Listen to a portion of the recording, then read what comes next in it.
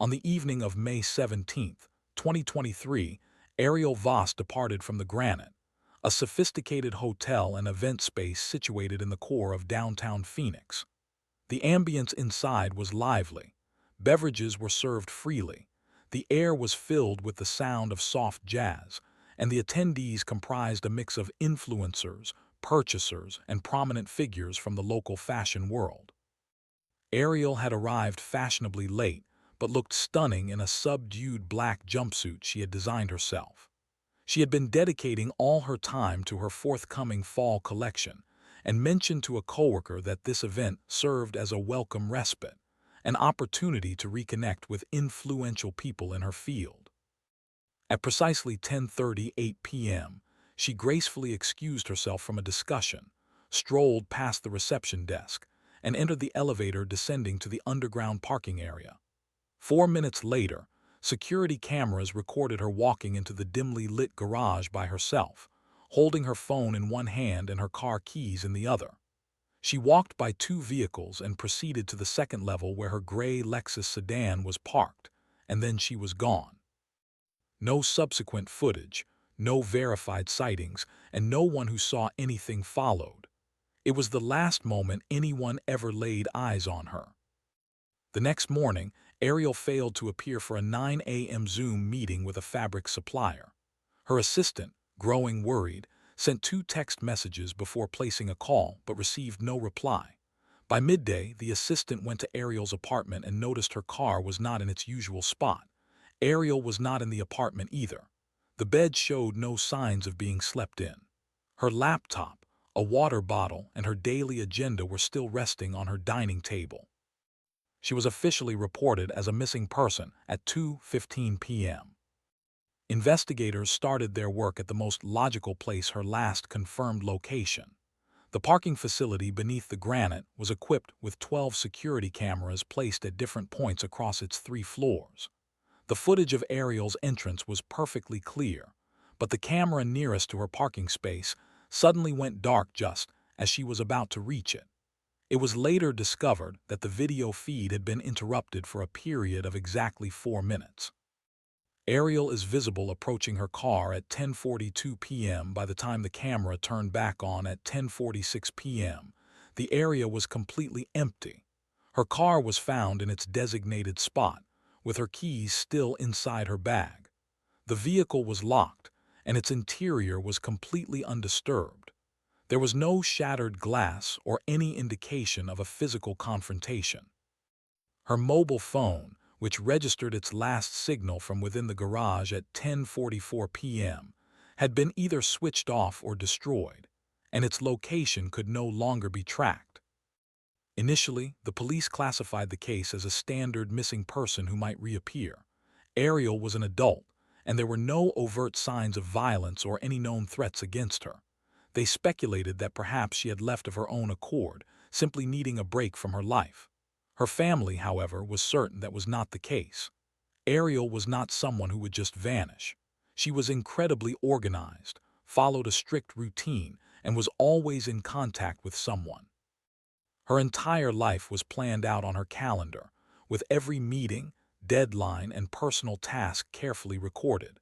She was on the verge of finalizing a major licensing agreement with a luxury retailer, and her new collection was scheduled to launch in 3 months. Her career was rapidly gaining momentum. She would never disappear just as she was about to achieve a significant professional milestone. The more the detectives investigated, the more puzzling the situation became. There were no witnesses to what happened. The building's microphone system had recorded no sounds, no footsteps, no screams, no unusual echoes. No unfamiliar vehicles were seen entering or leaving the garage during the 10-minute time frame of Ariel's disappearance. The fob for her car key had not been used to unlock the vehicle. Her image did not appear on any footage from the stairwells, other elevators, or exit ramps. She had, for all intents and purposes, ceased to exist in the space between one footstep and the next. The Phoenix Police Department enlisted digital forensics experts to examine Ariel's electronic devices. Her phone was beyond recovery. Her laptop and external hard drives showed no signs of tampering. There were no questionable emails, no unsent drafts, or personal journal entries that suggested she was in mental distress or had any intention of leaving. Yet, one thing was absent. Her current sketchbook, a leather-bound journal she was known to carry with her at all times, was missing. Investigators searched the surrounding area. Missing person flyers were distributed. Tips began to come in, but none of them led anywhere. One person believed they had spotted her at a gas station in Flagstaff, while another insisted she was at a rehabilitation center using a different name. Both leads were proven to be incorrect.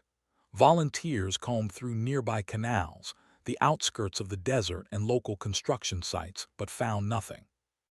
The investigation lost momentum after 2 weeks, then a month, and eventually 3. While public attention faded, the sorrow within the Voss family only grew deeper. Her parents ceased giving interviews. Her older sister, Caroline, began staying at Ariel's apartment. Her assistant moved out of the city entirely, explaining later that she couldn't bear the quiet and the recurring image of that empty parking space in her mind. Even without any proof of criminal activity, one investigator noted, something felt fundamentally wrong, as if the event that befell Ariel Voss was not a random act. It was methodical, precise, and cold. The complete lack of evidence was, in its own way, a kind of signature. Exactly 90 days after she vanished, detectives held a press conference, pleading with the public for any assistance. They had no new information to share, only the same familiar facts, recited this time with a greater sense of desperation. There was still no trace of Ariel until, nearly 2 years later, a charred piece of her creative work was discovered in a heap of garbage, shattering every assumption they had about her case. In the period immediately after Ariel Voss vanished, investigators shifted their focus to her personal and professional life, a world characterized by sketchbooks, bright studio lights, long nights, and a quiet, fierce determination. At 32 years old, Ariel was on the cusp of reaching a new level in her career. Following nearly a decade of designing for other labels, she had successfully launched her own brand. Her designs were daring yet practical, celebrated for their sharp lines and unique material choices. While not yet a household name, her reputation was steadily growing. A number of smaller fashion houses were showing interest, and several luxury retailers had inquired about licensing her upcoming fall collection. Ariel had poured months of effort into that line. It was meant to be her defining statement, her lasting mark on the fashion industry. Detectives conducted interviews with her friends, colleagues, and customers. They described a person who was perpetually in motion. Ariel was known to work 10 to 12 hours a day, 6 days a week, and she seldom attended social functions that were not related to her work. Her group of close friends was small. Her clients were dedicated, some to the point of being protective, but she was not quick to place her trust in others. A close friend revealed that Ariel's demeanor had changed in the months before she disappeared. She wasn't acting strangely, just more reserved and visibly tense. She had begun to take her newest sketchbook with her absolutely everywhere, even when they went out for dinner. It was always by her side. This same friend recalled a conversation in which Ariel confessed her belief that someone was spying on her, or at least on her designs. She didn't mention a specific person but said she could always tell when her work was being copied, and this time it felt unsettlingly close. She had valid reasons for her concern. Ariel's unique designs were gaining traction in an industry where the line between creative inspiration and outright plagiarism often becomes hazy. Recently, several Instagram profiles had shared her work without giving her credit. One user, under a cloak of anonymity, sent her a direct message claiming they had already seen her next collection before she had revealed any part of it. Ariel chose not to reply to the message publicly, but she took a screenshot and sent it to her assistant with the note, "Am I being paranoid?" Her fears were not unfounded. Just a week before she went missing, Ariel abruptly called off her public preview event, a critical occasion where she was scheduled to present her new collection to exclusive buyers. Her assistant recounted receiving a text from Ariel at 2:11 in the morning on the day of the event.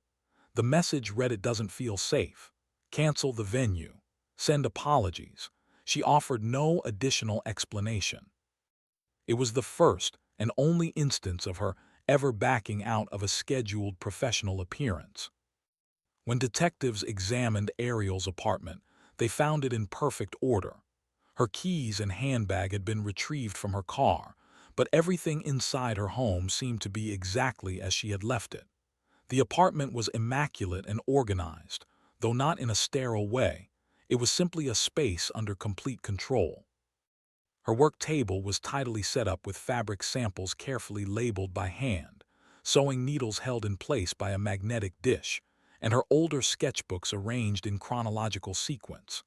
However, her most recent one, the journal she was actively using when she disappeared, was nowhere to be found.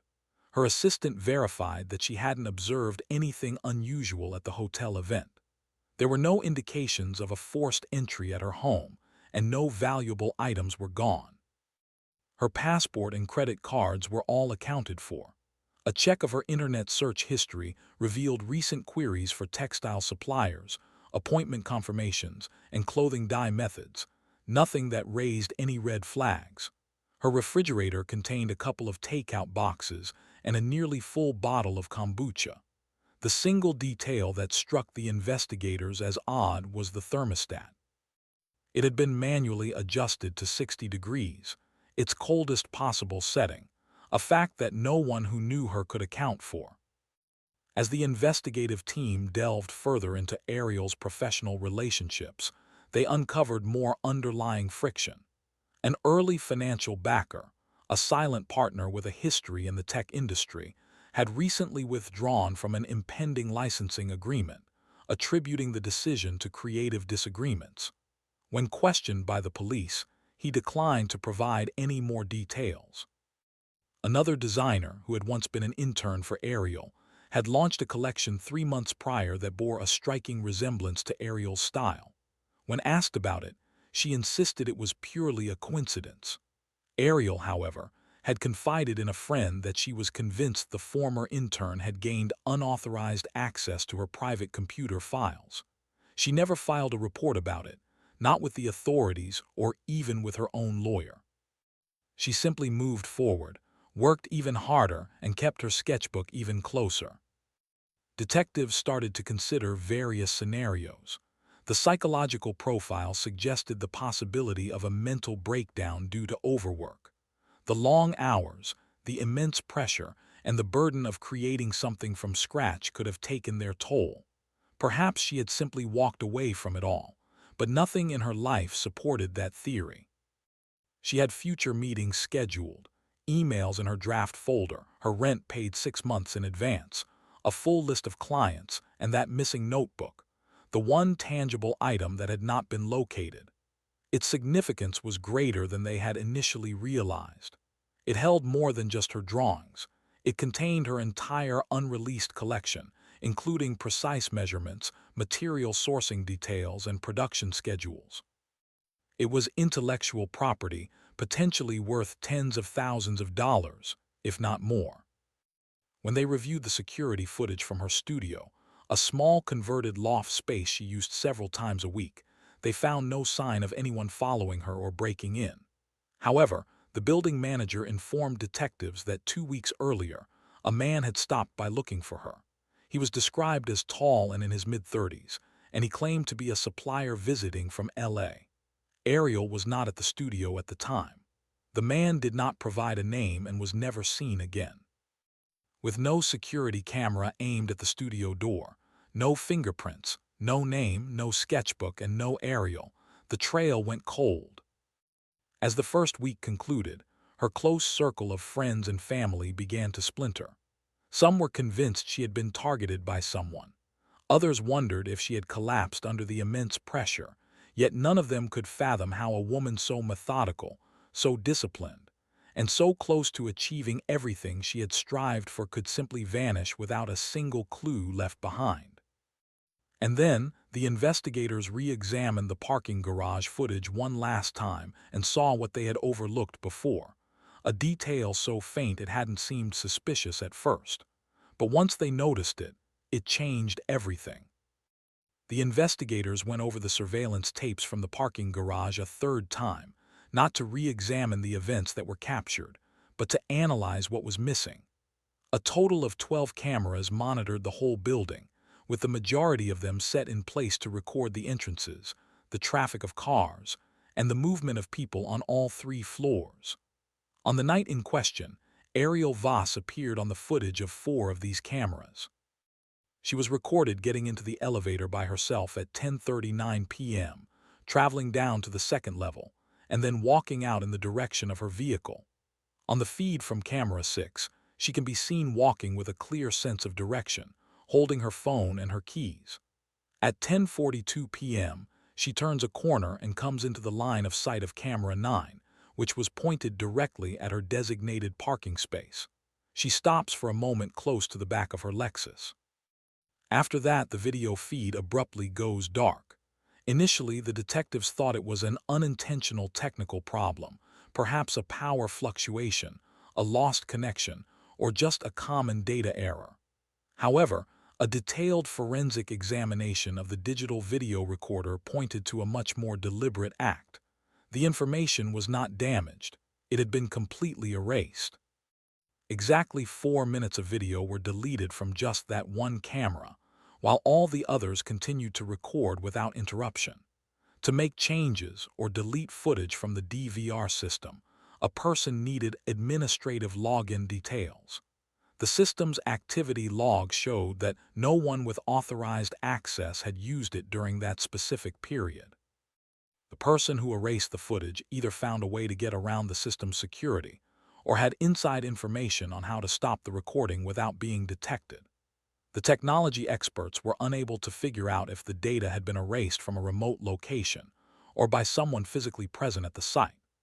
The only thing they knew for sure was that somebody had taken significant steps to ensure that the events occurring between 10:42 p.m. and 10:46 p.m. would never be seen. In the last few frames before the video was cut, Ariel's final visible actions have an unsettlingly quiet quality. She moves toward the passenger side of her car, looks back over her shoulder, and then turns and walks a short distance out of the camera's view, disappearing behind a large support column. After that moment, she is never seen again. She doesn't appear in the background of any other camera shots, nor is her reflection seen in the windows of any nearby cars. She does not open her car door, she does not run, and she does not fall. It was as if she stepped into an area hidden from view and simply ceased to exist. No other person comes into the frame. No other shadows are seen moving. The cars parked around her remain untouched for the following 8 hours, until the maintenance workers started to show up for their shift around 6 a.m. in that garage. Nothing at all changed. The detectives checked the building's entry records. There were no records of any key fobs being used during that 4-minute time frame. No cars drove into or out of the garage. No one reported hearing any noises. No emergency calls were made to 911, and no one filed a complaint about any unusual behavior. The entire building seemed to fall into a state of silence during the precise moments that Ariel vanished. A thorough search of the area did not turn up any blood, any ripped pieces of clothing, or any other kind of physical proof. 36 hours later, a dog specially trained to find human remains was brought to the location. The dog displayed a minor amount of interest in a corner close to a maintenance closet, but no body, no evidence, and no scent trails were discovered. That closet was locked. Inside, there were only cleaning supplies and a utility sink, with nothing out of the ordinary. The detectives started questioning the building's employees and the people who lived there. The majority of them had already left for home long before 10 p.m. The concierge who was working that night remembered seeing Ariel walk through the lobby. He described her as looking normal and focused, and mentioned that she gave him a nod but did not pause to chat. He also brought up something peculiar: the lights in the parking garage on the second level had dimmed for a moment at about the same time. He knew the lights were on timers that adjusted automatically, but he recalled observing a flicker on his monitor, as if someone had momentarily cut the power and then restored it.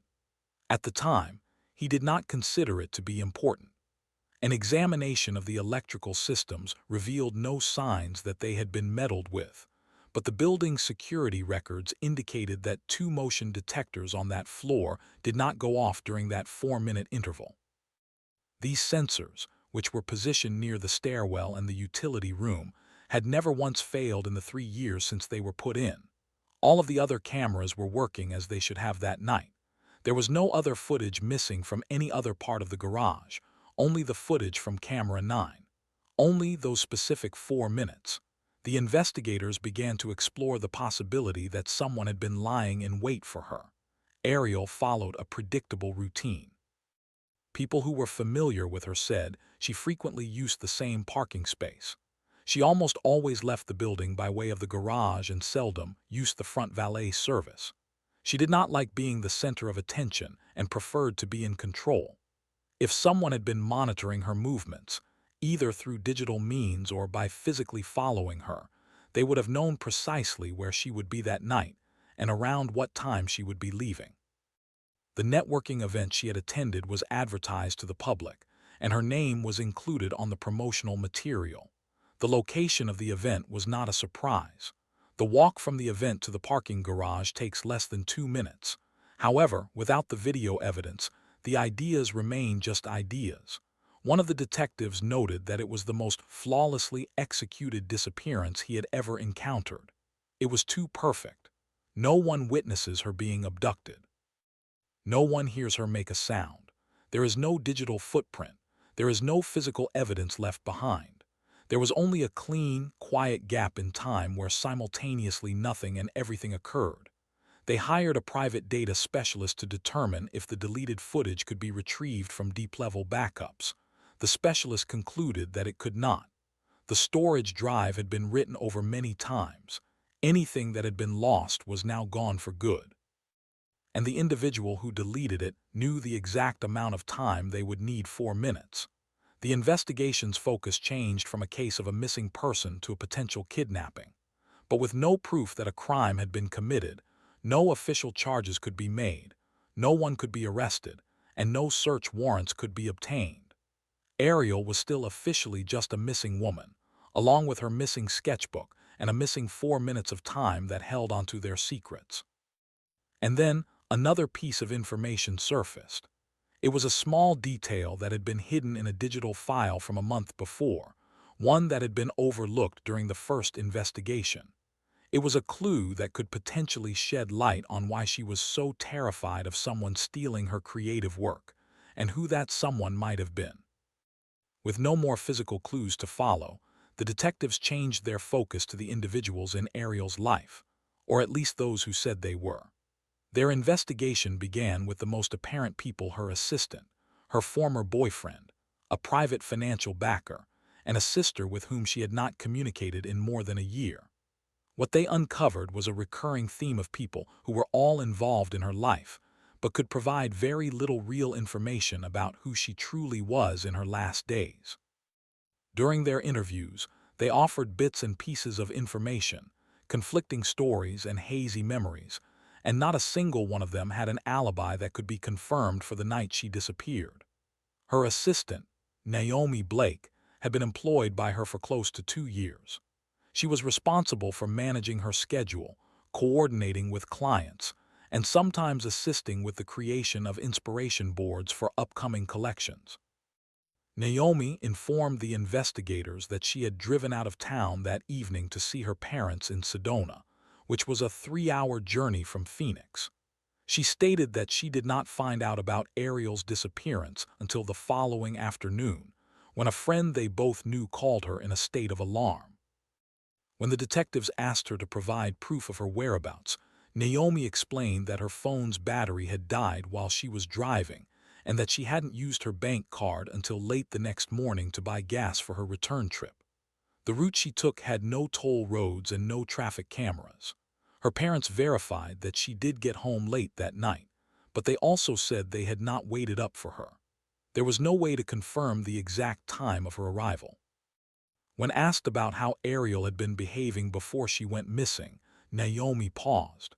She mentioned that Ariel had grown withdrawn and had been creating distance between herself and everyone else. When the detectives pushed for more details, she declined to guess any further. She concluded the interview not long after, saying that she had no other information to give. Next was her ex-boyfriend, Colin Maries. He and Ariel had been in a relationship for almost 3 years until they quietly ended things 8 months before she vanished. He claimed that their separation was amicable, without any major disagreements or infidelity, but was simply a result of them growing apart. When the investigators contacted him, Colin said they had not talked to each other for several weeks and that he had moved on with his life, even starting a new relationship. However, when they examined Ariel's phone logs, they discovered 2 calls made from her phone to Colin's number on the day she went missing, one in the morning and another in the early evening.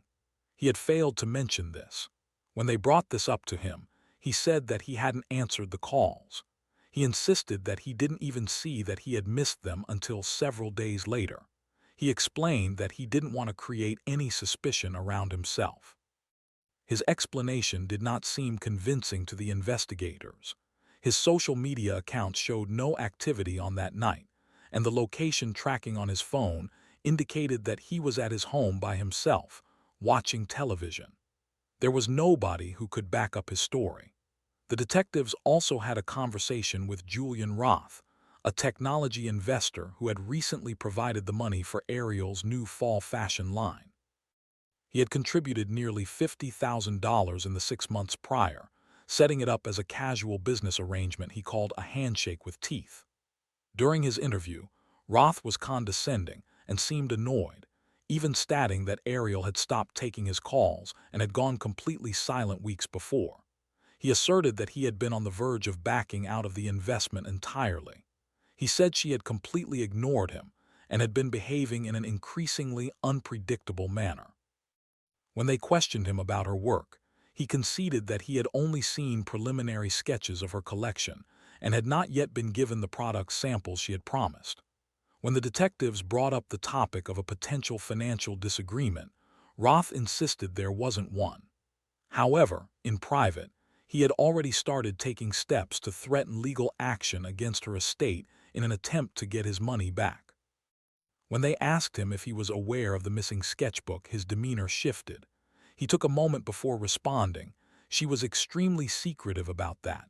She wouldn't let anyone get close to it. I just assumed it was all in her imagination. Finally, there was Caroline Voss, Ariel's older sister, who resided just an hour's drive away in Mesa. She had not been informed when the initial missing person report was made and was only contacted after the police looked through Ariel's emergency contact information. The 2 sisters had not been on speaking terms for over a difficult year. Caroline explained that their relationship was tense, attributing it to long-standing anger related to their parents' deaths and Ariel's tendency to prioritize her career above all else. Nevertheless, she had kept track of her sister's achievements from a distance. Upon hearing the news of the disappearance, Caroline did not become emotional. Instead, she posed a single question: have you looked for the sketchbook? She explained that Ariel always treated her design notebooks as personal diaries, and that whenever she felt worried or frightened, she would express it through drawings instead of words. Caroline volunteered to assist in the investigation, but her long separation from Ariel made the detectives treat her offer with caution. She had not been a part of Ariel's life for quite some time. She could not provide a reason for someone to harm her sister, but she also could not provide an alibi for herself. As the investigators pieced together the events, a new narrative began to take shape, based on hushed conversations within the fashion world. There had been some conflict surrounding Ariel's designs, particularly rumors that another independent designer had launched a collection earlier in the year that was remarkably similar to hers. The story going around was that Ariel was convinced her ideas had been stolen, possibly by someone she trusted. When they asked her lawyer if she had ever made a formal legal complaint or filed for copyright protection, he said she had not. She had discussed it in general terms but had never taken any concrete steps. Her friends confirmed that she had grown obsessed with the notion that someone was spying on her work, but none of them knew who she thought it was.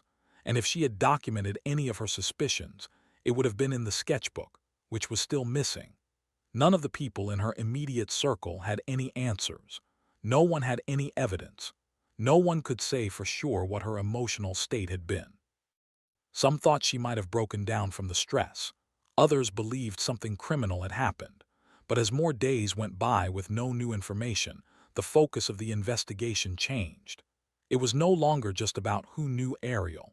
It became a question of who believed they knew her, and what they might have done upon discovering that they didn't know her at all. Then, 86 days after Ariel disappeared, the police got a lead concerning a different case. This lead prompted them to review security footage from a residential alleyway in another part of the city. What they discovered was not a person, but something far more unsettling. The footage showed a lone page from a book, singed at the edges, which still had her name written on it. A full year after Ariel Voss disappeared, the buzz surrounding her case had completely faded. No fresh video had surfaced, no new information had been offered, and there were no leads or resolutions. Privately, detectives started using a term they had previously avoided: a cold case. While the investigation was still officially active, it was effectively going nowhere. Ariel's picture, which had once been prominent in news headlines, was no longer being shown. Newer incidents, more recent disappearances, and different tragedies took its place, and the public's focus shifted. For those who had a connection to her, or believed they did, this collective amnesia was devastating. Eventually, the lease on her apartment was ended. The management of the building stored her possessions for several months before handing them over to her sister, Caroline. In total silence, Caroline picked up every single box and placed it in her car. She held back her tears, at least for that moment. But as she went through the contents of those boxes, among wrapped samples, fabric swatches, and snapped pencils, she began to see things that had never been made public. There were notes jotted in the margins of old sketchbooks and frantic handwriting next to types of fabric Ariel hadn't worked with for years. One particular sentence grabbed her attention: "If I disappear, it's not because I wanted to." It was written in capital letters, squeezed between the measurements for a coat, and had no date. There was no way to know when she had written it or what she was referring to. For Caroline, however, it was the catalyst that transformed her from a grieving sister into an amateur detective. 2 weeks later, she left her job and relocated to a smaller apartment to dedicate more of her time to the search. Over the subsequent months, Caroline created an extensive digital compilation of everything related to Ariel, including text messages, emails, social media activity, screenshots, and initial design concepts. She delved into public records, investigated Ariel's past acquaintances, and traced the last known movements of individuals who had recently communicated with her. She refused to give up, especially since the police seemed to have. In the meantime, the people who were once closest to Ariel had scattered. Naomi, the assistant who was once an integral part of Ariel's daily life, abandoned the fashion industry altogether. She posted a message online which she later deleted, mentioning that she felt exhausted, guilt-ridden, and tired of pretending everything was fine. Her LinkedIn profile was cleared shortly after. Colin, her former boyfriend, married a woman he had met just 6 months after Ariel went missing. Friends noted that he avoided talking about the case. When a journalist questioned him about it, his response was brief: "I hope she's at peace wherever she is." He offered no further comment. While her immediate circle grew quiet, the internet had not forgotten Ariel. A subreddit for missing persons began to meticulously follow her case. Online investigators examined every available document, photograph, and interview. They charted her final known locations, looked for connections to other disappearances, and even tried to find hidden messages in her design patterns, theories that law enforcement quickly disregarded. However, one particular post gained significant attention after being shared over 2,000 times. It drew parallels between Ariel's situation and a series of other disappearances of creative professionals, who were mostly women working independently. The Post argued that these were not random events, but followed a troubling pattern: no signs of a struggle, no bodies, just clean disappearances that often came after claims of stalking, digital theft, or conflicts over intellectual property. The online discussion pointed to a more sinister explanation: human trafficking. The theory was speculative at best. There was no concrete evidence linking Ariel's disappearance to a trafficking operation. There was no activity on the dark web, no demands for ransom, and no indication she had left the country. Yet, the total lack of physical clues, not even a lost shoe, a single hair, or a partial fingerprint, was deeply unsettling to many. The comments section was rife with theories. Some believed Ariel had been under surveillance, while others thought she might have been silenced, with her disappearance staged to steal her work. A minority argued that such theories were a form of false hope and that, by this point, she was likely deceased. Detectives kept an eye on these discussions but made no official statements. Unofficially, they conceded that while they had nothing to support the trafficking theory, they also had no way to disprove it. The idea lingered in the background, a persistent whisper that never fully faded. Months continued to pass. The missing sketchbook was never located. A fragment of burnt fiber paper discovered in an alley months prior was documented, analyzed, and placed in evidence storage. The fibers were a match for the brand Ariel frequently used, and the ink was hers, but the page was too damaged to reveal a complete drawing. All that remained was the corner of a dress hem, the initials AV, and some smudged graphite. There were no fingerprints or DNA. The trash near it had already been picked up. It was clear that whoever had tried to burn it had been methodical. Moreover, the page was not old or damaged by weather. It hadn't been exposed to the elements for long. That piece of a burnt sketch became the sole new piece of evidence in a case that had otherwise gone silent. It reopened old wounds, sparked new conversations, and drove Caroline even deeper into her personal investigation. She began contacting retired detectives, paying for access to public records, and cross-referencing Ariel's last known contacts with others in the fashion world, searching for recurring names, familiar faces, or odd coincidences. She then discovered something that had been previously overlooked: not a person, but a design. A coat released by an up-and-coming designer from Los Angeles bore a striking similarity to a design Ariel had sketched 6 months before she vanished. It wasn't definitive proof, but it was enough to keep Caroline searching. Then, shortly before the second anniversary of Ariel's disappearance, another attempt was made to get rid of evidence. This time, it wasn't just a fragment of a sketch. It was an entire page, scorched along its edges, tucked under some garbage but still largely readable. 2 years after Ariel Voss vanished completely, the last place anyone thought the case would see a development was a tight residential alley about 30 miles from Phoenix. On an early Sunday morning, a retired mechanic named Dan was walking his dog along a path he had taken countless times. He was a quiet man who kept to himself. But that morning, his attention was drawn to a thin plume of smoke coming from a small heap of trash bags behind a fence. He might have ignored it, but the smell was unusual. It wasn't the acrid scent of burning plastic, but of paper, high-quality, thick paper. Dan moved closer. The pile was still smoldering, the embers glowing faintly but not extinguished. As he gently pushed the charred pile with his shoe, a piece of paper curled up from the ashes. It was a half-burned sheet, taped at the top as if it had been part of a larger collection. In the bottom corner, the signature AV was faint but clear. He didn't recognize the initials at the time, only that the paper seemed out of place in the trash. He picked it up, let it air dry as much as possible, and took it home, not quite sure why. That evening, his daughter, who was visiting, saw the initials and stopped in her tracks. She knew about the case, the sketches, and the woman who had never been found. The next day, the sheet was given to the police. When investigators arrived, they were skeptical. It seemed unlikely that a new clue would appear so randomly after 2 years of nothing, but the forensic evidence was undeniable. The ink was recent, and the paper showed no signs of prolonged exposure to the weather. Crucially, the signature was a perfect match to known samples of Ariel's handwriting. Experts confirmed it was genuine, not a copy or a forgery. This was not a hoax. Someone had kept this hidden for a long time, and then made a deliberate effort to destroy it. Detectives searched the alley.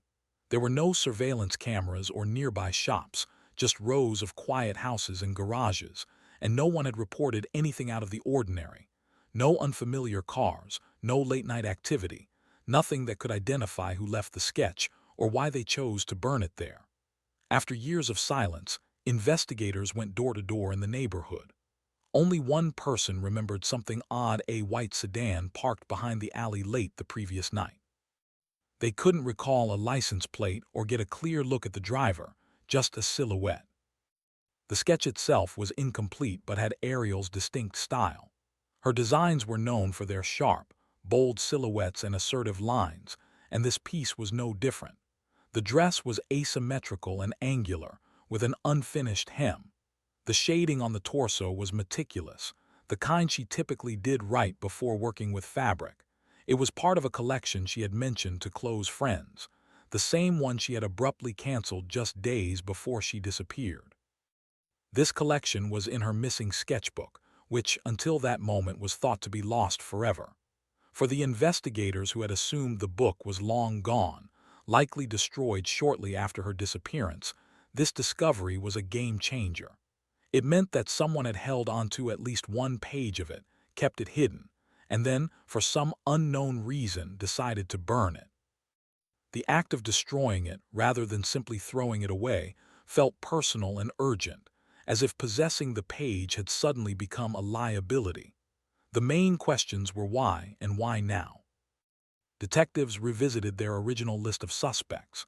Ariel's ex-boyfriend had since moved away, but his phone records showed no recent connections to the Phoenix area. The assistant who had left the fashion industry had not been heard from since. Her former investor, who was now dealing with multiple lawsuits, had filed for bankruptcy. The police reviewed shipping manifests, emails, and printer histories, any digital footprint that might show if Ariel's sketches had been copied, sold, or shared. They found nothing, but something had definitely shifted. Caroline, Ariel's sister, was convinced the sketch was from the collection she had seen notes about. In one of Ariel's notebooks, it was labeled December 17th Showstopper. That design was never made public. If the page was real, and the forensics team confirmed it was, then someone had been sitting on it for 2 years, and possibly on more pages, maybe even the entire sketchbook. This raised a much darker question: who could have had it in the first place? The only way someone could possess it was if they had taken it or found it shortly after Ariel disappeared. And if they had simply found it, why didn't they report it? Online communities were buzzing again. Reddit discussions were filled with new theories. Some were convinced this was proof that Ariel had been taken by someone in her industry who either admired or was jealous of her talent. Others proposed that the person who burned the sketch had panicked, perhaps because they heard new rumors about the case or were afraid of being discovered. One theory suggested that the sketchbook had been sold or passed around secretly, and its current owner realized they were in possession of evidence. Detectives neither confirmed nor denied any of these ideas, but they privately acknowledged a chilling possibility: the sketch might not have been the only thing that person had. It might have just been the first piece to emerge, or the first time they felt they could no longer hide it. No other pages were found in the alley. No cameras recorded the drop-off. But someone somewhere had decided to burn it, to destroy a piece of the last thing Ariel had ever created. And they almost got away with it. Almost. The discovery of the burnt sketch reawakened a sense of urgency in Caroline that had been dormant for the past year. For months, she had been caught between mourning the unknown and fighting to keep her sister's memory alive. The sketch changed everything. It was proof that Ariel had made something tangible, something that someone else wanted to erase. Caroline was determined not to let it be forgotten a second time. She began to search through Ariel's cloud storage, looking at files she hadn't opened in over a year-old, design PDFs, mood boards, and clothing drafts. Many were incomplete, but one folder, titled L12 Black Line, caught her eye. Caroline recognized the name. It was what Ariel had written in her notebook the week before she went missing, referring to the collection that was never released. Inside the folder were 12 designs, most of them labeled with a strange shorthand that only Ariel would understand. One file, named 1217 Final, made Caroline freeze. The model's pose, the garment's shape, the angled torso. It was undeniably the same design as the half-burnt sketch. However, there were subtle differences. Ariel's version featured softer lines around the waist and more intricate fabric folds. The burnt version had been altered slightly, but intentionally. This raised a frightening thought: someone had taken Ariel's work, modified it just enough to claim it as their own, and held onto it for months, perhaps even longer. Caroline started comparing every file in that folder to recent fashion collections she could find online, scouring fashion blogs, boutique websites, and runway show archives. Then, hidden in an old video from a Los Angeles showcase that took place nearly a year and a half after Ariel disappeared, she saw it: the same silhouette, the same asymmetrical cut. A model was slowly turning in a showroom with stark concrete walls. The collection was titled Reclamation, and the designer was Morgan Vale. On the surface, Vale had no ties to Ariel. She was a new face in the LA fashion scene, marketed as a self-taught talent who had built her reputation on social media. Her designs were lauded for their striking originality, but Caroline no longer believed in coincidences. She ordered fabric samples, promotional lookbooks, and any other materials she could find. 5 of the designs in Morgan Vale's collection had undeniable similarities to Ariel's unpublished work. They weren't exact copies, but rather echoes, pieces that shared the same creative DNA but were filtered through another person's vision. Caroline printed out all the designs, placed them next to Ariel's digital drafts, and highlighted the overlaps. Caroline presented her findings to the detectives, who brought in a forensic design analyst, a specialist often consulted in copyright cases. The analyst confirmed that while the collections weren't identical, the likelihood of 5 garments sharing such a high degree of stylistic similarity, with comparable structural elements and details, was statistically very low. It was too similar to be a coincidence and strongly pointed to one collection being derived from the other. When the police contacted Morgan Vale, she claimed she had never heard of Ariel Voss. She stated that her collection was developed over a year and was inspired by a journey of emotional healing. However, as they dug deeper, a crucial detail came to light. One of her junior pattern makers, a man named Elizo Hart, had done an internship in Phoenix 2 years earlier with a local designer who worked out of a shared downtown studio. That designer was Ariel. At the time, Hart was a recent graduate, quiet, observant, and not particularly memorable. But he had been working in the studio during the exact month Ariel was developing her L12 Black Line collection. When questioned, Hart did not deny the connection. He confirmed the internship and even remembered assisting with fabric samples and digital scanning. But when asked if he had copied or kept any of Ariel's designs, he claimed he couldn't recall. "I moved on," he told them. "That was a long time ago." The LA firm he worked for refused to provide his laptop without a warrant, and the detectives lacked sufficient evidence to obtain one. The investigation hit a wall. Still, Caroline refused to give up. She continued to investigate, discovering anonymous posts on design forums that discussed repurposed sketches and rumors of young designers drawing inspiration from abandoned projects. This practice wasn't illegal unless tangible theft could be proven. But for Caroline, this was about more than just legality. It was about protecting Ariel's legacy. Someone had stolen her creative voice and profited from it. The burnt sketch wasn't just discarded trash. It was an act of silencing, an attempt to destroy the proof of the original creation. The fact that it almost succeeded haunted her. If it hadn't been for Dan's dog walk that morning, it all would have vanished into smoke, and the story would have belonged to someone else. Detectives quietly reopened their investigation into the LA studio. They couldn't press charges, but they wanted to know who had access to the files, who had ties to Phoenix, and who might have had a motive. 2 months later, Hart quietly resigned from his position. Shortly after, Morgan Vale's studio went silent online. While there was no public scandal, her designs disappeared. No new collections were released, and no more showcases were held. It was as if the entire brand had been put on hold. Caroline decided to release Ariel's original designs online under her sister's name. She included timestamps, digital metadata, and even sketches with handwritten notes on stitching. The fashion community took notice. Smaller publications began to look at Ariel's disappearance in the context of stolen work. Blogs started to speculate, and old theories resurfaced, but no official charges were ever filed.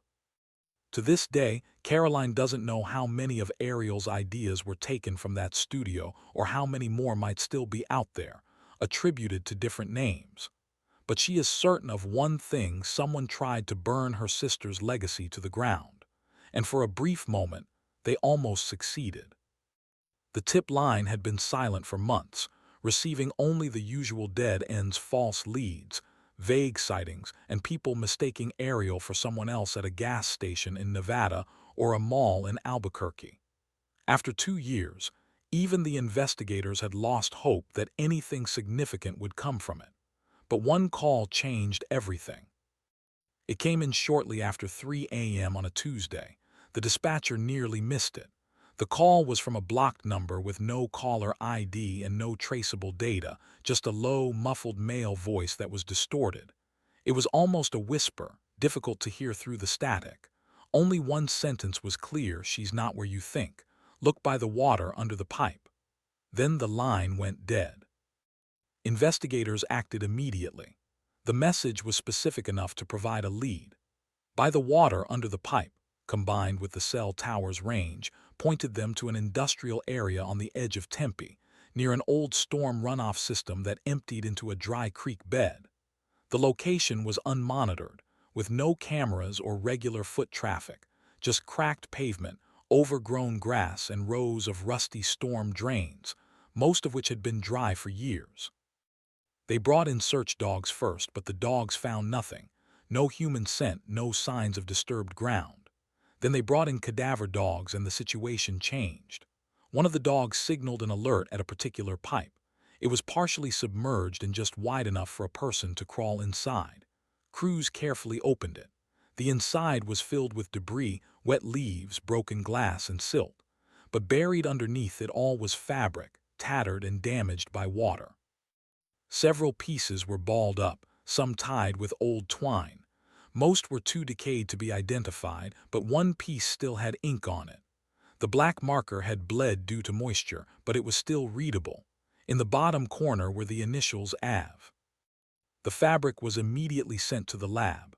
Ariel was known for signing her mock-ups, especially those she planned to finalize. The ink and fabric type were consistent with her materials. More importantly, embedded in the fibers, beneath layers of sediment and decay, was biological material: skin cells. They weren't fresh, but they were viable enough for testing.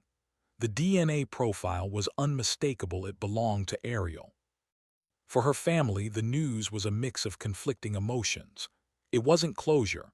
There was no body and no clear timeline, but it was confirmation that she had been there. At some point, for some reason, Ariel Voss had been under that pipe. Whether she was alive or dead at the time remained unknown, but her physical presence in that spot was undeniable. This meant that everything that had happened since, the burnt sketch, the copied designs, the prolonged silence, was connected to something real: a location, a moment, a decision. Police scoured the area for days following the discovery. They examined the entire drainage system, reviewed runoff maps, and tried to determine how materials might have been carried from other parts of the city. But they found nothing else. No body, no blood, no personal items. Just the fabric buried deep inside a pipe that no one had touched in years. The recording of the call was analyzed repeatedly. Experts tried to isolate the voice and compare it to known persons of interest, but the distortion was too significant. There was no digital signature, no traceable IP data, and no way to identify the caller. The call had been made through a VPN, likely from a disposable phone. Whoever made it knew how to cover their tracks. The timing was also suspicious. Why call now after 2 years? And why provide so little information? Theories began to circulate online again.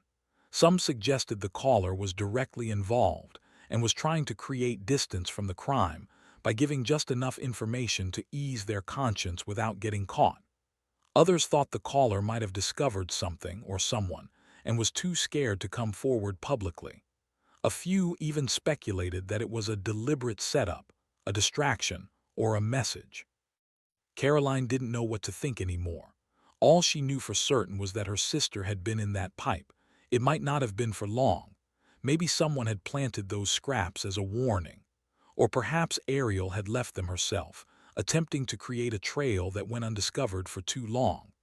That thought haunted her, the idea that Ariel might have been alive, trying to signal for help, only to be silenced once more. Investigators went back to their old list of suspects and re-interviewed people they hadn't spoken to since the initial weeks of the case. The ex-boyfriend had moved out of state. The assistant no longer answered their calls. The investor who had claimed Ariel had ghosted him had vanished.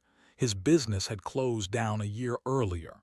None of them had alibis strong enough to clear their names. And now, with physical evidence found and no explanation for it, their previous statements were being looked at with fresh suspicion. But there was no definitive proof, just scraps of fabric.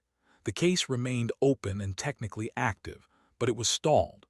There were no new calls and no new evidence, just a dead phone line and a storm pipe that now held more questions than answers.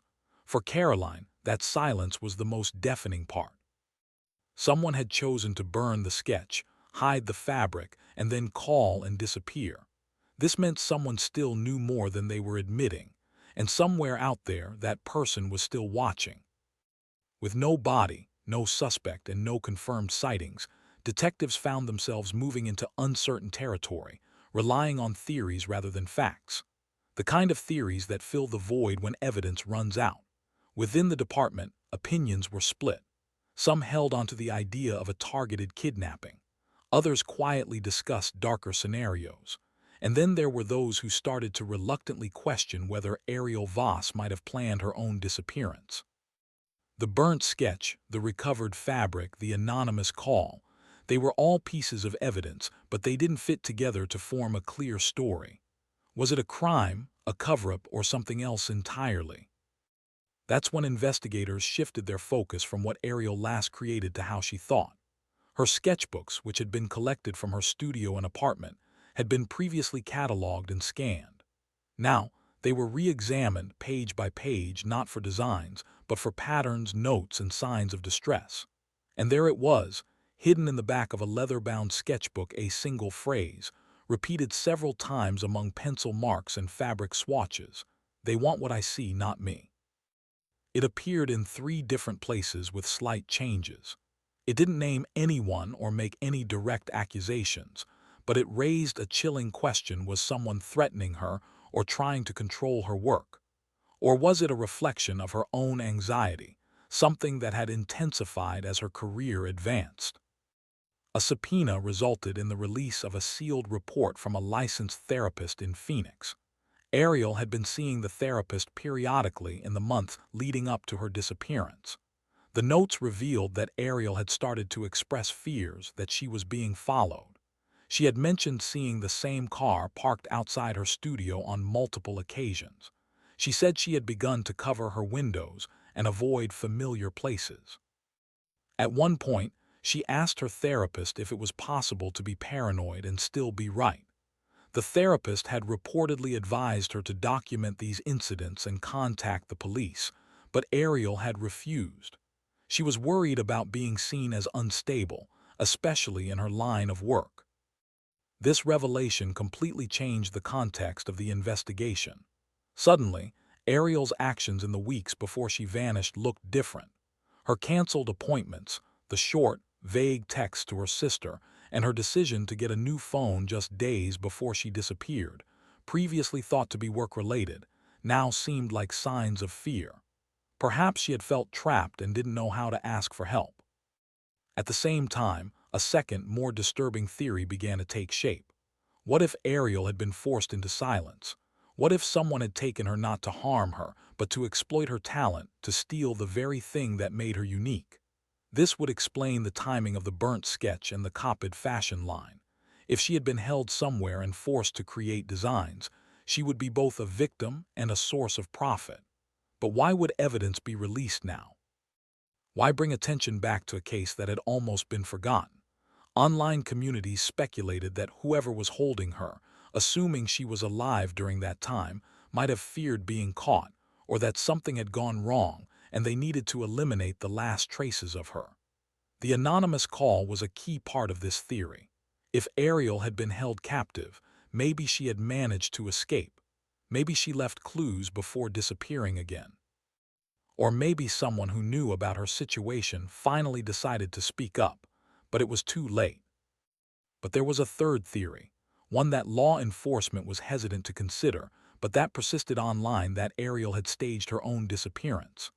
Not out of selfishness, but out of desperation. That she had been so afraid, or so disillusioned, or so betrayed that she chose to vanish and let the world assume the worst. Proponents of this theory pointed to her reluctance to speak up in therapy, her increasing paranoia, and the lack of any signs of a struggle at the parking lot where she was last seen. There was no broken glass, no screams, no evidence of force. However, this theory had one major flaw: why leave clues behind? The sketch, the signature, the fabric. If she wanted to disappear completely, why would she drop breadcrumbs? Caroline refused to entertain this idea. She insisted that her sister was many things: private, intense, driven, but she would never leave without telling her. Not willingly, not like that. Detectives struggled to make sense of the contradictory evidence. Each theory seemed plausible on its own, but they couldn't all be true, and none of them answered the most important question: where was she now? If she was kidnapped, why was there never a ransom demand? If she ran away, why did clues only start to surface 2 years later? If she had died, why was there no body and no confirmed time of death? The only thing everyone could agree on was that Ariel had left something behind, whether intentionally or not, that indicated she knew she was in danger. And the phrase she had scribbled in her sketchbook lingered in the minds of everyone who had read it: "They want what I see, not me." Was it a cry of fear, a warning, or the beginning of a plan? Whatever the answer, investigators were no longer just searching for a missing person.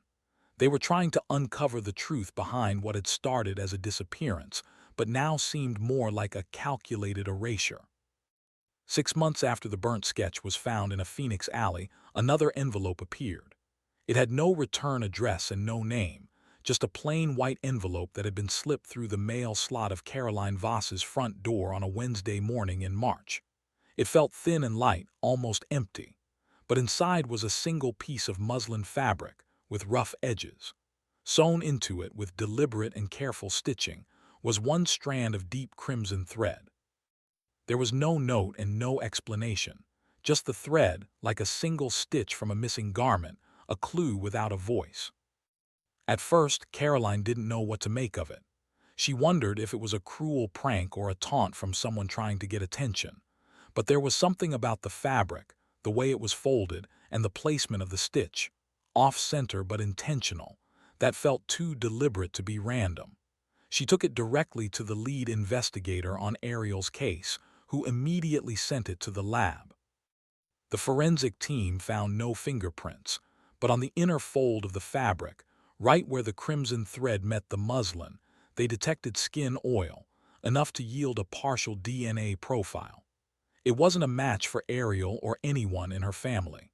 But after 2 weeks of cross-referencing it with previous persons of interest and known associates, the lab got a hit. The partial DNA was a match to a former intern who had worked for Ariel, a woman named Lena Hart, who had later joined the team of the Lowe's Angels designer, whose collection was eerily similar to Ariel's unreleased line. When detectives questioned Lena at her West Hollywood apartment, she denied any knowledge of the muslin or the envelope. She claimed she hadn't been to Phoenix in over 2 years, hadn't spoken to Ariel since before she disappeared, and had no idea what they were talking about. But when the police secured a warrant to search her digital accounts, her story began to fall apart. Hidden in a deleted folder in her cloud storage, buried behind layers of renamed files and altered timestamps, they discovered a collection of 17 sketches. All of them were signed Av, and all had metadata indicating they had been created weeks, not months, after Ariel's disappearance. The style was unmistakable. Anyone familiar with Ariel's work would recognize her artistic flourishes, the pressure of her ink strokes, and her unique balance of clean lines and sharp angles. These were not copies. They were originals, work she had continued to create after the world believed she was gone. This discovery changed everything. If the sketches were authentic, and experts confirmed they were, it meant that Ariel had not simply vanished. At least not immediately. She had been somewhere, working, creating, and leaving a trail that someone had intentionally hidden. When confronted with this new evidence, Lena refused to answer any more questions. She hired a lawyer and stopped cooperating completely. But with the recovered files, the DNA trace, and her connection to both the stolen designs and the LA fashion line, the police had enough to make an arrest. Lena Hart was taken into custody on charges of obstruction of justice and possession of stolen intellectual property. But the one question investigators most wanted answered, where is Ariel, remained unanswered. Even under pressure, Lena never revealed who had sent the envelope or where the red thread came from. She never explained how she obtained the sketches or why she had hidden them. She never clarified whether Ariel was alive or dead.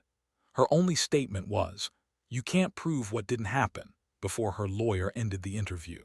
It wasn't a confession or even a denial. It was a wall, one that seemed built to conceal something much darker. The thread became a symbol of the case in the media, red for blood, for a warning, for unresolved tension. But in forensic terms, it was just fabric. The muslin was a type Ariel frequently used for early drafts. She had once told a friend that real design always began with muslin because you could feel its flaws and couldn't hide its imperfections. If the thread had come from her studio, it was long gone by now. Her workspace had been leased to a new tenant the year before, and no usable evidence was left.